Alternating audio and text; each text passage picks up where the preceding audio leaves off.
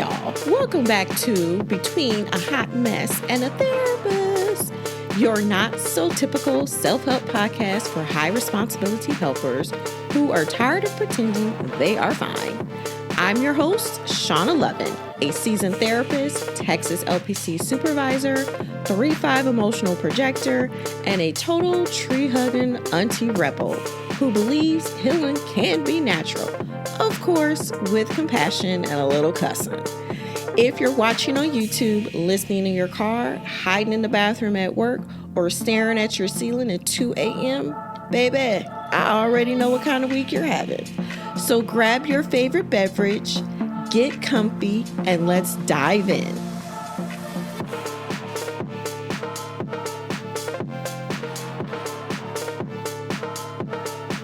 One day I was at a work meeting and sitting at my desk, and I had this face like it was normal. And thank goodness the cameras, we don't use those daggone things, because this was almost an embarrassing thought that I was having. Am I too good at this job that it's bad for me? Not bad because I couldn't do it.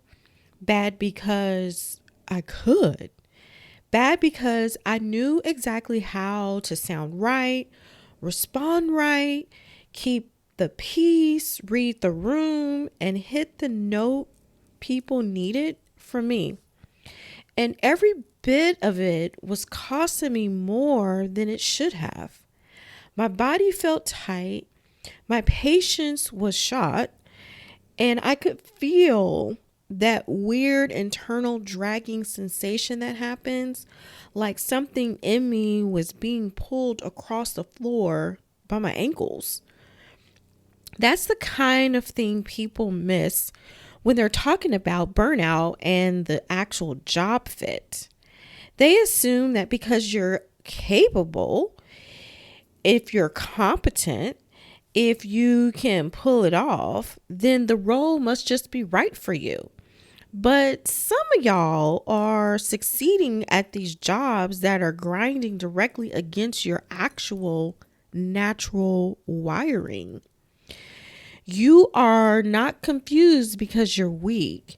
You're confused because the outside feedback keeps saying, you're great at this, while your inner world is sitting there like, girl, this is not built for me. And that's where I think human design becomes super helpful, because it's not religion. It's not a substitute for common sense. It's not a personality party trick. It's not some glittery spiritual excuse to blow up your life on a Tuesday just because, and then forget your fucking responsibilities as an adult. This is a better question I think we should be asking. What if the reason your work feels so hard isn't just stress? What if the actual structure of the job is clashing with your energy and how it works, how you make decisions, how your body restores, and how you're just meant to move through your day? Human design is more of a clue. It's a pattern. It's language that you probably didn't have before. It's a way of getting more honest about the friction between how you're actually built and how your life has been structured all along. Because once you start looking through the lens of human design, there's a lot of things that felt like a personal defects that you had are starting to read more like chaotic mismatches. It's a mismatch that has actually been costing you this whole time. It costs you your energy to keep overriding your natural tempo. It costs energy to force decisions before they're actually ripe. It costs energy to stay in noisy environments when your body needs spaciousness to actually think. It costs energy to constantly do this work and have this output and initiate output when that's not how you're designed to respond. It's costing you energy to pretend that you can do like these marathon sameness when your design is built for pulses and waves or some kind of vibration. It costs energy to keep calling yourself lazy when you actually are just depleted and you're trying to be, legible in the systems that are designed around other people's patterns, not yours. That's the part I wish that more helpers really actually understood, because high responsibility people will turn themselves into a pretzel before they even question the structure. They assume that they need to be better, be stronger, be more regulated, be more grateful, more organized, or even more mature. They keep reaching for self-improvement instead of asking a much stronger question. What if the role is demanding a shape from me that I can't even do? And that the shape that it's asking for is not even sustainable for my energy? That's the question. Okay, that was a lot. So now maybe we should just really be thinking about that we have spent years being praised for functioning against our own grain. That's the sneaky part I think no one really talks enough about. You can be very good at your job that is quietly just wrong for you. You can be excellent in environments that extract too much. You can become known for the qualities that are built out of adaptation and not alignment. And because the feedback is positive, because you're capable, because you're not actively imploding visibly, nobody stops to fucking ask whether it's costing you is absurd. But the body keeps score. It's in our own rhythm, ragged handwriting. Anyway, it knows. Maybe you are the person who can technically handle back-to-back people all day, but by the end, you are kind of hollowed out. Your vague hostility is what you're doing now. Maybe you can make quick decisions, but every fast answer leaves you with like this greasy feeling of abandoning yourself somewhere in that whole process of making the daggone decision in the first place. Maybe you can keep a polished face in a high contact work, but your system needs longer recovery than your schedule ever really allowed. Maybe you can lead, perform, hold, fix, produce, but you only ever feel like yourself in the gaps between these demands.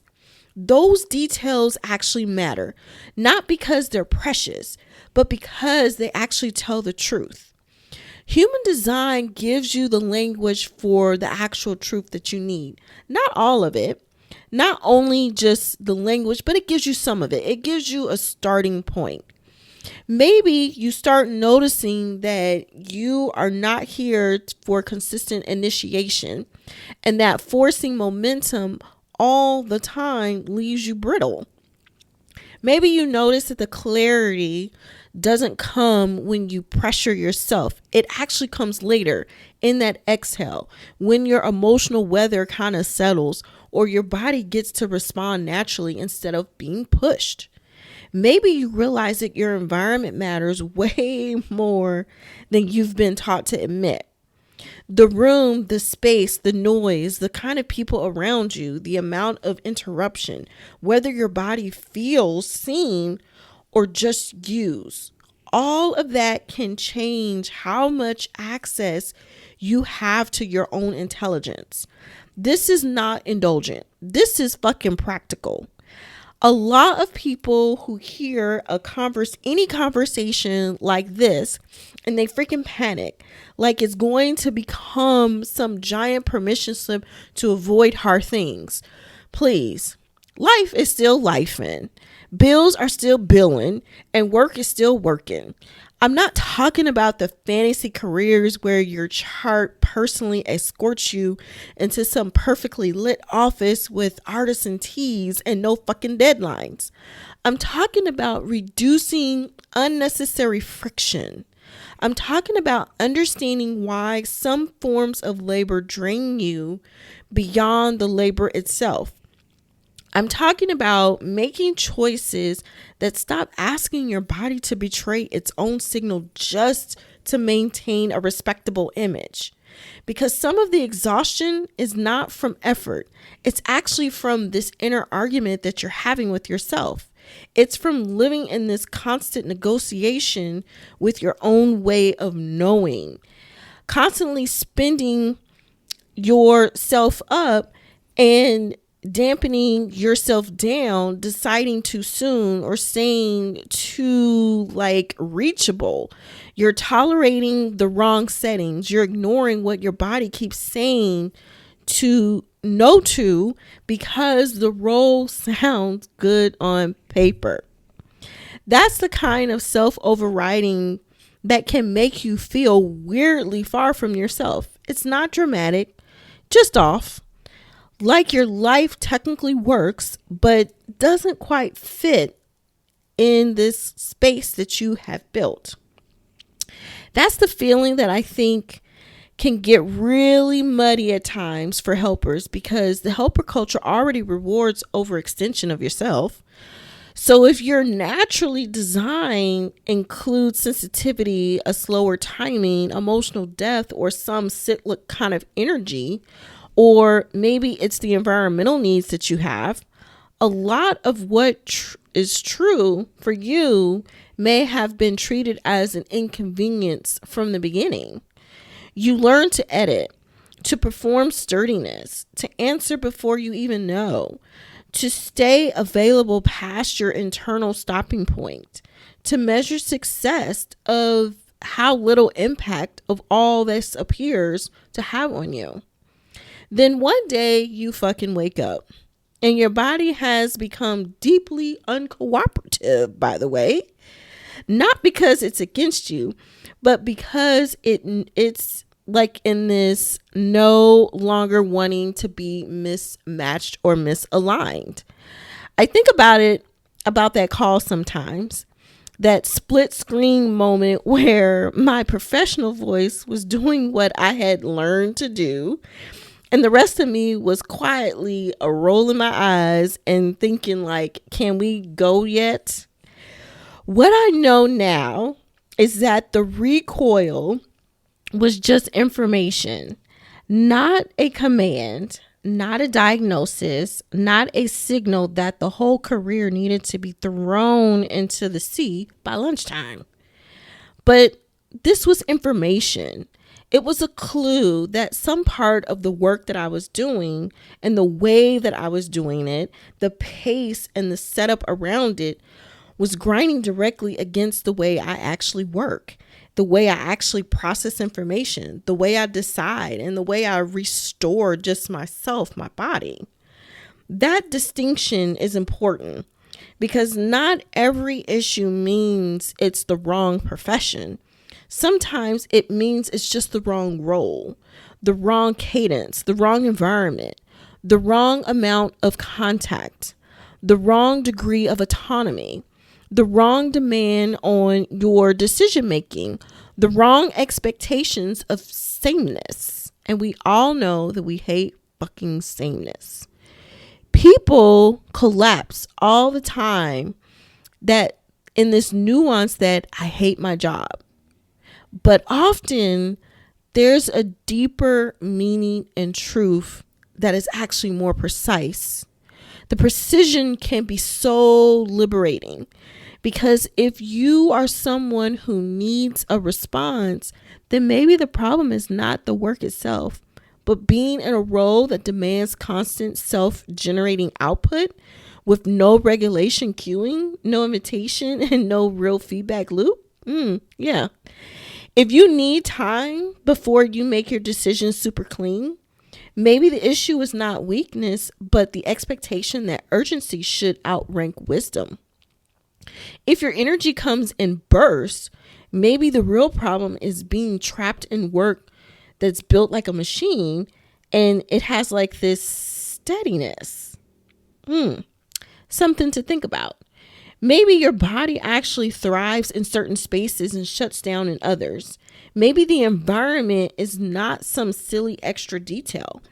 Maybe it's part of whether your intelligence can even come online. That's where I think this becomes super useful, super fast, because now we're no longer asking, why can't I just make it myself fit, right? We start asking, what conditions let me function without spending half my life recovering from functioning? It's kind of like the idea of you do all this work and then you spend your whole weekend trying to recover instead of just enjoying life. There's a different kind of question that we should be asking. It should be kinder, smarter, more expensive, and it can be more expensive to ignore. And yes, I will say, sometimes the answer will be super inconvenient, right?